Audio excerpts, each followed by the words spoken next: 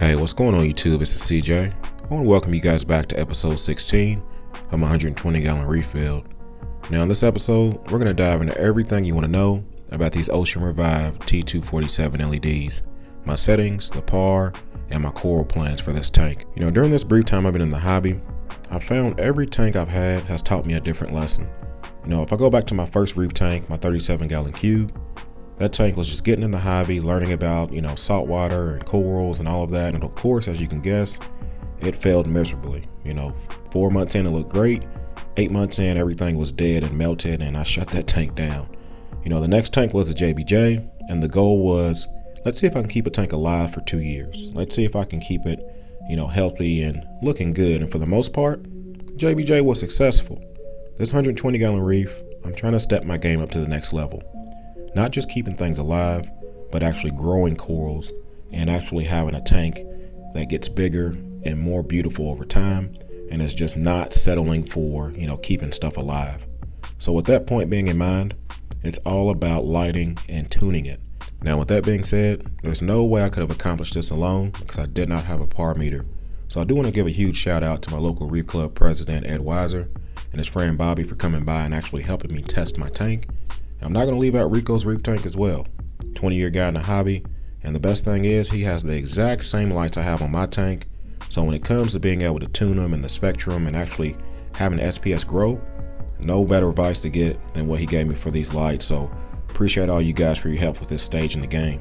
Now one word of advice I can give anyone that's trying to do this: draw a quick mock-up or a random sketch of your scape, so that way you can get an idea of where to jot numbers down so you can remember it later on. Now we're going to cover this in more detail later in the video, but for now, this gives you an idea where my PAR readings were the first time we tested. Now before we get going too far in this video, I want to rewind time back a few months.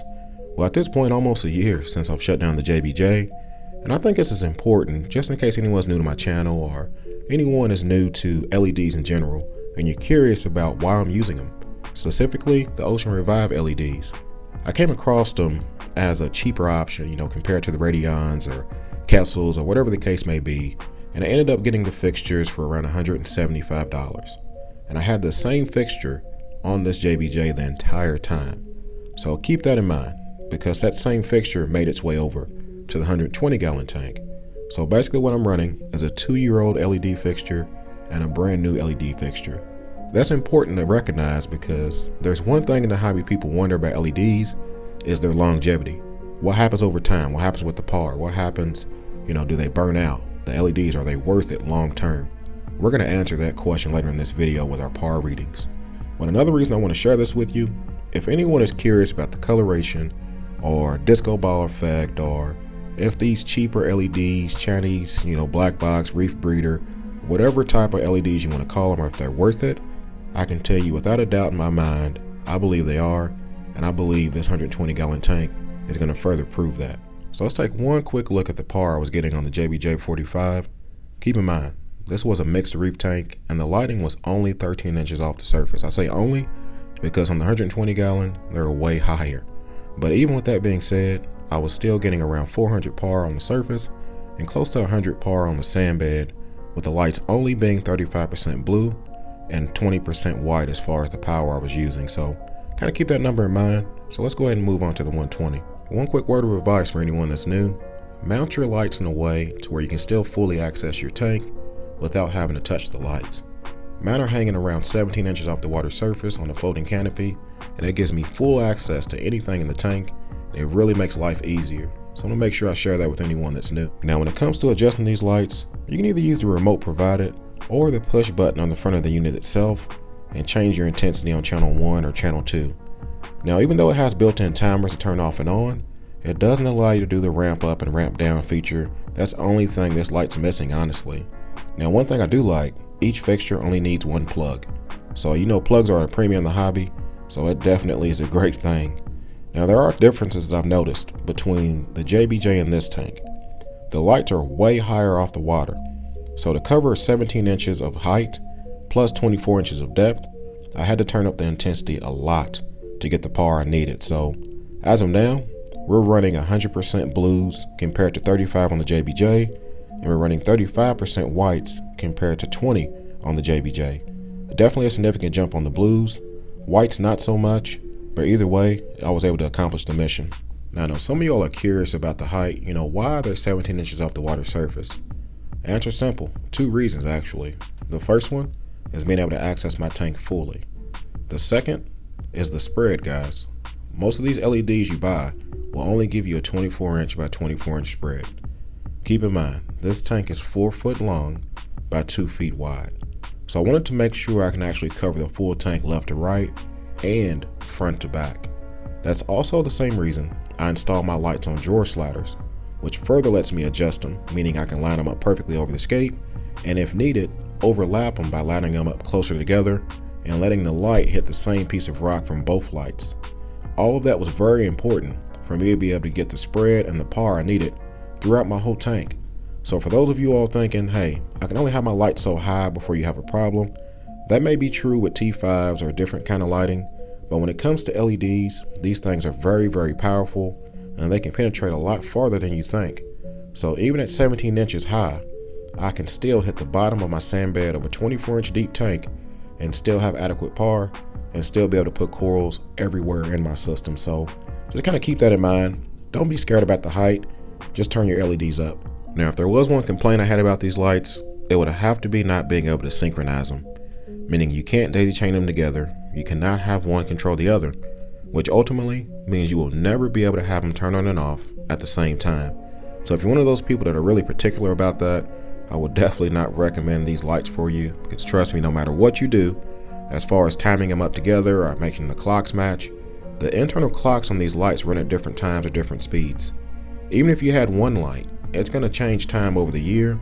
It's either going to be running fast or running slow. So get that thought out of your head. It's not going to happen. But with that being said, the easiest solution is just offsetting them on purpose.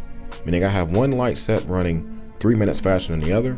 So that means during the day, when the blues come on, one half of the tank's lit and then the other half.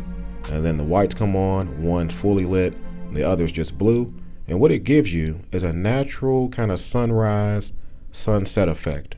Half the light lit, half of it not. And trust me, it ends up being a very, very nice effect. So just kind of a food for thought, just in case anyone was curious. So what were the power readings and what are my plans going to be as far as coral placement in the tank? Well, let's take a look.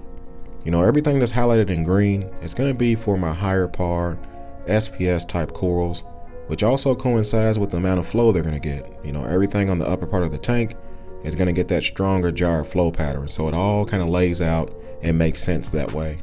Now, all the lower part areas are also going to be the lower flow areas in the tank.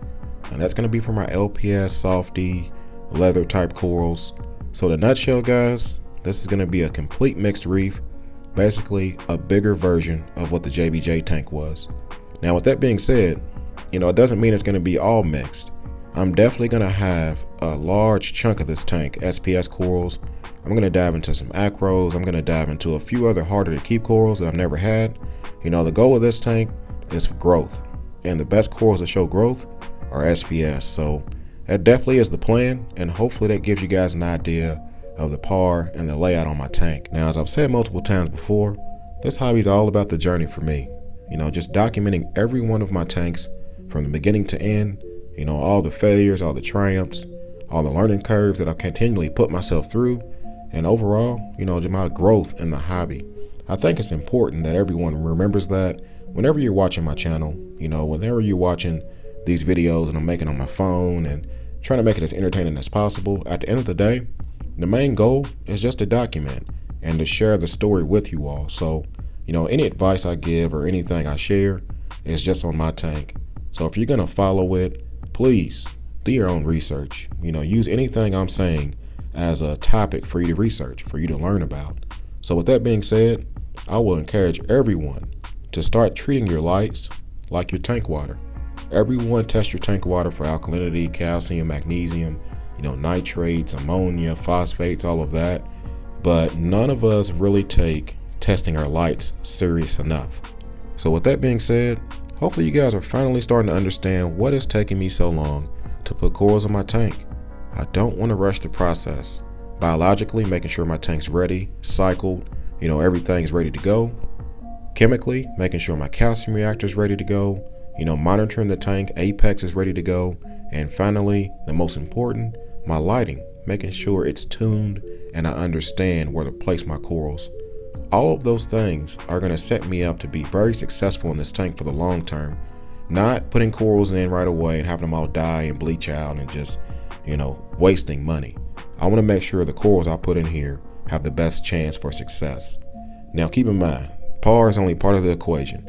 The other part, spectrum and colors, is something I really am not in a position to really explain, but if it helps anyone at all, if you look at your lights like this, the blue is for your corals. The whites, full spectrum, is for our eyes. So when you're tuning your lights, always have more blue than white, and you're usually going to be on the right track. So other than that, I think this is a good stopping point because this video has dragged on a lot longer than I expected it to, but I really wanted to make sure I covered this topic as fully as I could and hopefully help someone know that, lighting doesn't have to be expensive for you to be successful, but if you guess at it and don't have your lights tuned or have an understanding of how to set them up, then you're never going to work with any lights you buy. So other than that, let's get on out of here. So as always, hey, you guys like, comment, subscribe. You guys keep doing what y'all do. Y'all be easy. Happy reefing.